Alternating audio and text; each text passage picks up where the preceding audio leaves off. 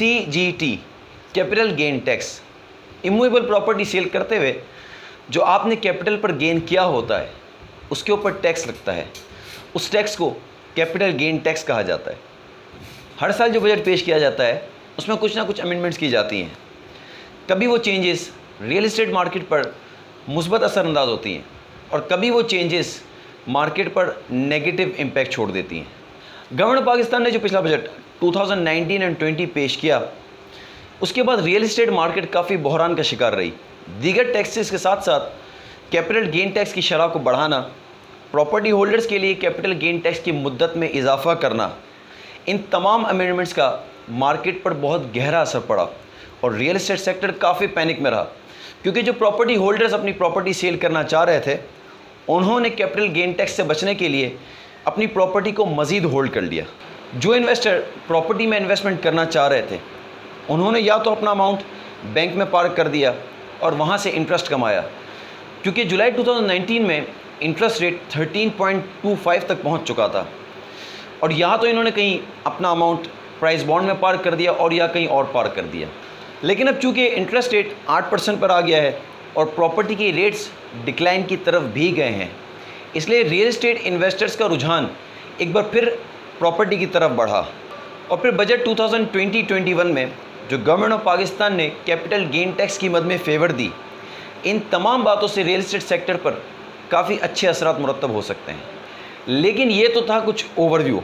अब हम डिस्कस करते हैं कि बजट 2020-21 में कैपिटल गेन टैक्स की मद में प्रॉपर्टी होल्डर्स के लिए क्या क्या फेवर रखी गई हैं। सबसे पहली फेवर तो ये दी गई है कि कैपिटल गेन टैक्स की मद में जो टाइम फ्रेम प्रॉपर्टी होल्डर्स के लिए बढ़ा दिया गया था, इस टाइम पीरियड को कम कर दिया गया है। बजट 2019 एंड 20 से पहले कैपिटल गेन टैक्स की मुद्दत 3 साल की थी, पर जब बजट पेश किया गया तो कैपिटल गेन टैक्स की शरह को बढ़ाने के साथ साथ इसका टाइम पीरियड भी 3 साल से बढ़ाकर 8 साल ओपन प्लॉट के लिए और 4 साल कंस्ट्रक्टेड प्रॉपर्टी के लिए कर दिया गया।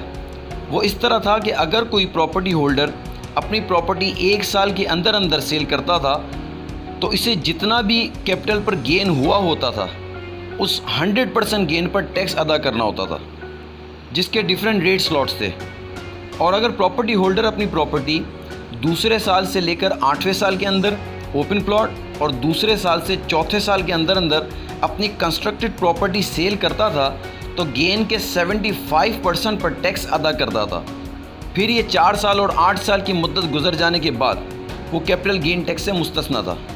लेकिन हालिया बजट 2020-21 में टाइम पीरियड को कम करने के साथ साथ दूसरी फेवर ये भी दी गई है कि इनके टैक्स परसेंटेज को भी कम कर दिया गया है। अब इसको चार्ट के थ्रू इस तरह समझ लें कि 1 साल के अंदर अपनी प्रॉपर्टी सेल करने वाला अपने गेन के 100% अमाउंट पर टैक्स पे करता था। इस पहले साल के लिए तो वो इसी का पाबंद है, लेकिन अब इसका टैक्स परसेंटेज 50% कम हो गया है। और अगर प्रॉपर्टी होल्डर अपनी प्रॉपर्टी पहले साल से दूसरे साल के अंदर सेल करता है तो गेन के 75% अमाउंट पर, और अगर दूसरे साल से तीसरे साल के अंदर अंदर अपनी प्रॉपर्टी सेल करता है तो गेन के 50% अमाउंट पर, और अगर तीसरे साल से लेकर चौथे साल के अंदर अंदर अपनी प्रॉपर्टी सेल करता है तो गेन के 25% अमाउंट पर टैक्स पे करेगा। और अगर 4 साल गुजर जाने के बाद अपनी प्रॉपर्टी को सेल करता है तो अब इसके ऊपर कैपिटल गेन टैक्स अप्लाई नहीं होगा।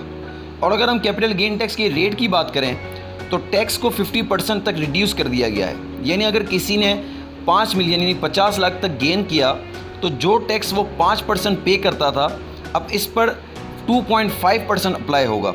इसी तरह 5 मिलियन से लेकर 10 मिलियन तक किसी ने अपने कैपिटल पर गेन किया तो पहले जो 10% इसके ऊपर टैक्स लगता था अब वो टैक्स 5% अप्लाई होगा।